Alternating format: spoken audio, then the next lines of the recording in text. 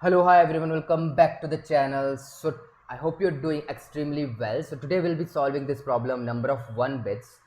So basically we're given an unsigned integer and we have to return the number of 1 bits that this integer has. That's the problem statement of this problem. So how are we going to solve this problem? So what is an unsigned integer in the very first place? An unsigned integer is a positive integer which lies in this range, right? That is a unsigned integer.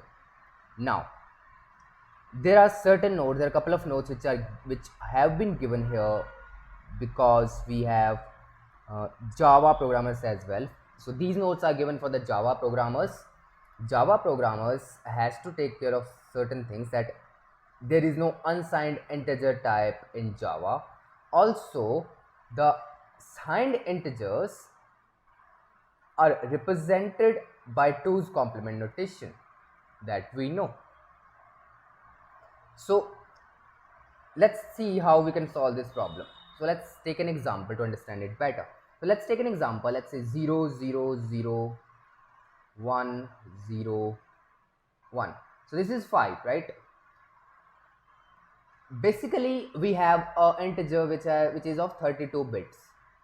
And how we're going to count the number of set bits that it has?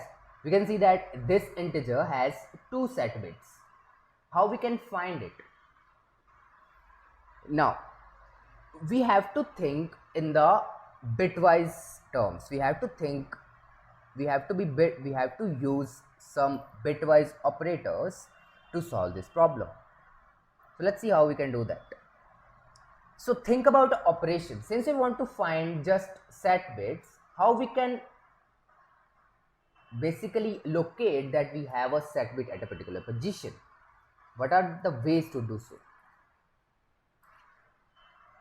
Observe or remember the property of bitwise operations, that if I have 1 below 1, let's say if I put 1 below 1, then let's say the result that I get is 1. But if I get 0 below 1, then the result that I get is 0. This is the property of AND operator. So why I am thinking about AND operator, we'll see that. So this is the property of AND operator, that if I AND a set bit with a set bit, then it is going to give me 1. If I AND a set bit with an unset bit, it is going to give me 0. This property is used to find the set bits, to locate the set bits in the given number. So this is the number n. So let's see how we can do that. So here we have a number. Let's take a number 1. Let's take 1. So what is the property of number 1? We can see that in number 1 we have the first bit or the last bit set. That is the property of number 1. Now if I AND this number n with this 1, what it is going to give me, if the last bit of this number n is set, then this is going to give me 1, 0 0 0 0 0 1. If it is not set, then it is going to give me a blank 0. Now how this thing can help us to count the number of bits that we have, number of set bits that we have in n? Let's see that. Since we can see that if I AND 1 with this n, it is going to give me 1 if the last bit of the number n is set. Otherwise it is going to give me 0.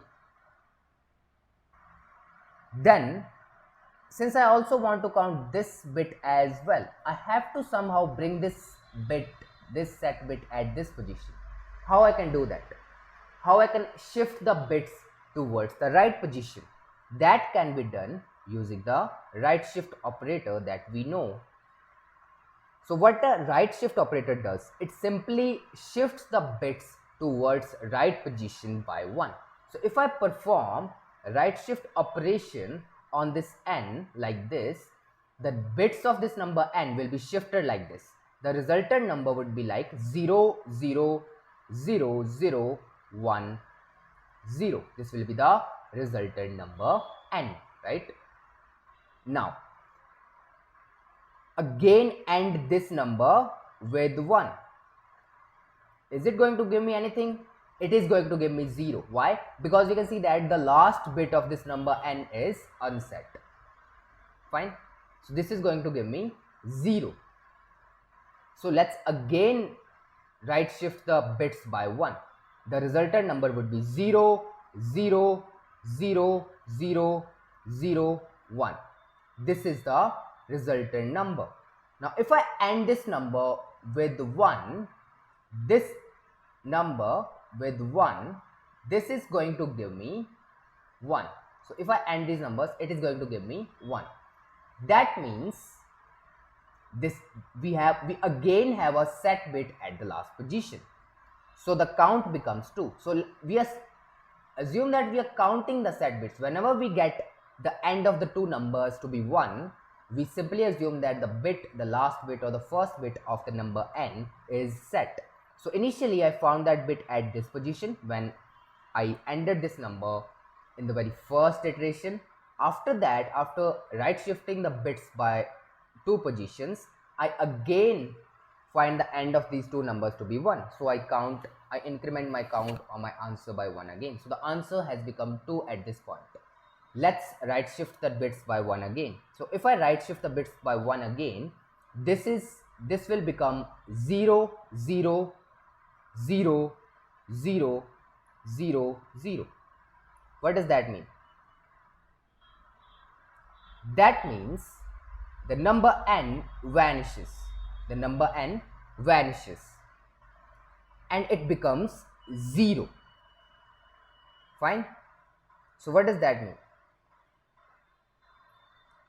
That means we have to end here. We have counted all of the bits in the number. We have counted all of the set bits in the number n.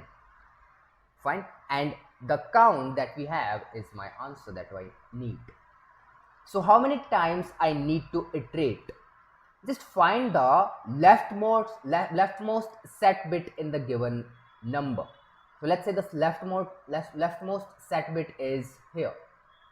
Then I have to iterate for 1, 2, 3, 4, 5, 6 times. If the leftmost set bit is at 32th position, then I have to iterate for 33 times to make the number n to 0. After 33 iterations, the number n will become 0, right? What does that mean? That means we can simply use AND operator, we can simply use right shift operator and a loop, fine, which runs till the number goes 0, and that is going to give me my answer. So let's jump to the code implementation part. So let's initialize an answer variable to 0. Let's use the while loop till this n becomes 0. If the last bit of this number n is set, then I'm going to increment the answer by 1. And if it is the case, then what does that mean? That means the last bit of the number is set and I'm going to count that bit by 1. But now in the very next iteration, I have to right shift the bits by 1. So n is equals to n right shift 1. Fine. And at the end, return this answer because that is going to contain my final answer. So that got accepted, and let's submit this. So the number of set bits are also called the Hamming distance in the problem statement. So what is the Hamming distance? It's the number of set bits in the given binary number, right? Like here in this case, the Hamming distance is 3. Here in this case, the Hamming distance is 1. Here in this case, the Hamming distance is 31 because we have only one bit to be unset. We can see that the binary string of length is of 32, means the number that we have is of length 32 bits only. So what are the maximum number of iterations in this while loop that we can have? The maximum number of iterations would be 33. Fine. And what does that mean? That means the time complexity can be said that it is constant, or we can also say if let's say I want to be very specific, I want to count the number of iterations that I take, then how we can find the position of the last set bit in a given number. Let's say we have 5. How are we going to find the position of the last set bit in the number? We can see that if I take the logarithmic log of this 5 to the base 2, what does that going to give me is the largest power which I can raise to 2, so that the answer that I get is 5, and the largest power that I get from here is 1. So if I take C, basically it's not 1, it's 1 point, it's something like it's not 1, sorry, it's 2 point something, right? So if I take seal of this value, that is going to return me 3. Fine. So if 5 is this 0 0 1 0 1, then how many iterations that I need? The number of iterations I need is 3, because in the very first iteration I will count this, then in the next iteration this 0 will come here, then in the next iteration this 1 will come to here, then in the very next iteration the number will go to 0. So it will take me exactly 3 iterations for the number to become 0, and that is exactly equal to the seal of log of 5 to the base 2. So what is the time complexity? The time complexity is log of n. If you just talk about the exact time complexity, right, big of log of n to the base 2. But since we already know the upper bound, that no matter what the number is, the number of iterations will not exceed 33. Fine, they will never exceed 33. So the test cases are generated such that all of the answers that we have are in the range from 0 to 33.